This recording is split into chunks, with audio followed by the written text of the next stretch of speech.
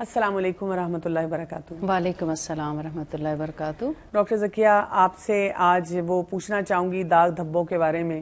ایک وہ داغ دھبے ہوتے ہیں جن کے اشتہار مختلف چینلز پہ چلتے بھی رہتے ہیں، کپڑوں پہ آ گئے، ادھر آ گئے، دیوار پہ آ گئے، لیکن ایک داغ دھبے ہیں جو ہمارے چہروں پہ آ جاتے ہیں، اور ہماری بہت سی بہنیں ہیں جو بہت پریشان رہتی ہیں، اپنا چہرہ دیکھتی ہیں اس میں شیشے میں، اور پھر کہتی ہیں کہ میرے چہرے میں نہ وہ گلو ہے نہ وہ شائن ہے، اور بہت سے وہاں پہ دھبے پڑ رہے ہیں۔ تو کیا ہمیں طب نبوی میں ایسی چیزوں کا بھی علاج ملتا ہے؟ بسم اللہ الرحمن الرحیم۔ جی ہاں، ایسی چیزوں کا طب نبوی میں بہت اچھا علاج ملتا ہے۔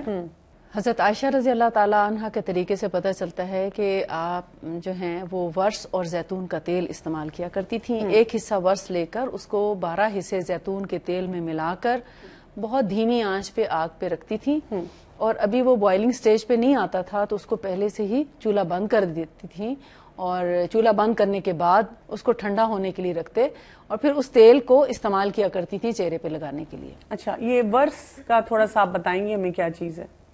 ورس ایک ہرب ہے، ایک جڑی بوٹی تو نہیں ہے، لیکن جیسے زعفران ہوتا ہے، زعفران کے ساتھ ہی یہ پیدا ہوتی ہے، ٹھیک ہے، اور زعفران ہی کی شکل کی ہوتی ہے۔ اچھا، جو اورنج کلر کی ہوتی ہے وہ تھوڑی آپ کہہ سکتے ہیں لو کوالٹی یا گھٹیا قسم ہے، لیکن جو انار کے کلر کی ہوتی ہے، سرخی مائل، وہ اچھی اعلیٰ قسم ہے، اور وہی اصل میں چہرے پہ نکھار لانے والی ہے۔ ٹھیک ہے، تو اس لوشن کو جو کہ وہ بنا لیا جاتا ہے ورس اور زیتون کے تیل کے ساتھ، اس کو وہ چہرے پہ لگایا کرتی تھی، اور اس کو بہت زیادہ دیر کے لیے نہیں، یا تو رات کو سوتے وقت، ٹھیک ہے، اور یا پھر 1 سے 2 گھنٹے کے لیے دن میں لگا دیا کرتی۔